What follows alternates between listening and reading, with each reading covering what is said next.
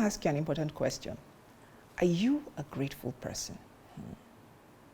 You know, some time ago, I recall watching an episode of America's Got Talent.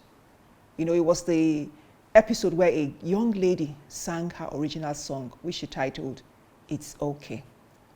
You know, when the judges asked her the inspiration behind the song, she said it was the story of her life the last year. Turns out she had been diagnosed with terminal cancer. She had been battling with this. It had affected her spleen, her liver, and she said she had been given a 2% chance at survival. You know, I wept because it wasn't just the fact that she was suffering from cancer or struggling with all of that, or the sheer boldness at appearing on that stage, despite the fact that she was battling a terminal disease as cancer.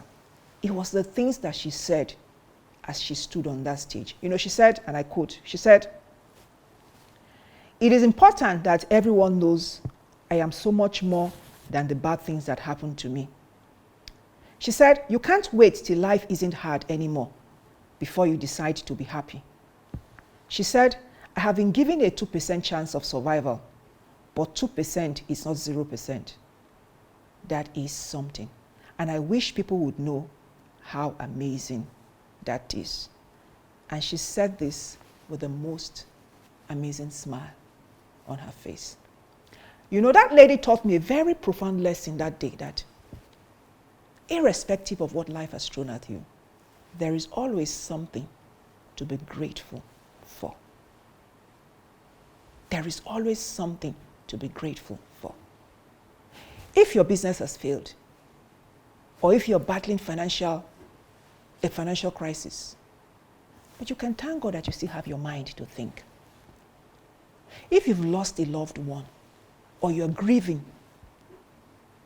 you can thank God for the memories you had to share for the time that person spent on earth. Or if you've gotten a report from the doctor, just like this lady said, 2% is not 0%. There's always a chance for recovery. There's always a chance for receiving back that which has been lost. There's always something to be grateful for.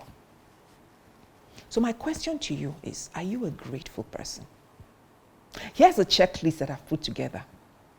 You know, grateful people always see the positive side of things. No matter how bad the situation is, they choose to see the glass as full rather than empty. Here's another one.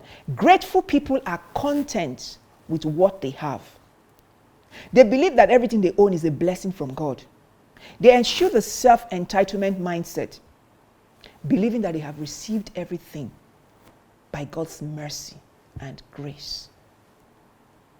Grateful people attract peace to their lives.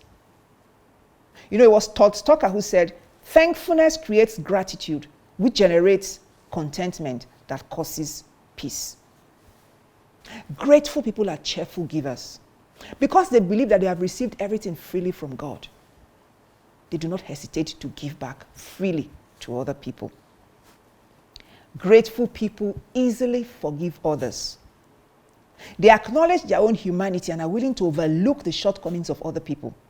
And so by extension, they are accommodating of other people. You know, grateful people have no need to compare themselves with other people.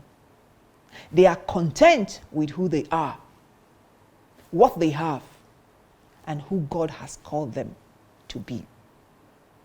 So grateful people are wise. Lastly, grateful people always attract God's presence and blessings upon their lives. You know, the Bible says in Psalm 22:3 that God inhabits the praises of his people. And wherever God dwells, blessings are sure to abound. So because grateful people are always grateful to God, they attract God's blessings to them. You know, it was somebody who said, when you are always thankful to God, your thank will always be full. So, are you a grateful person?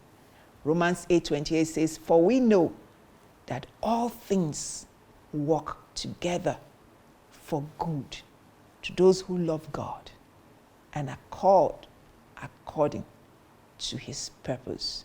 So irrespective of what's going on around you, be a grateful person.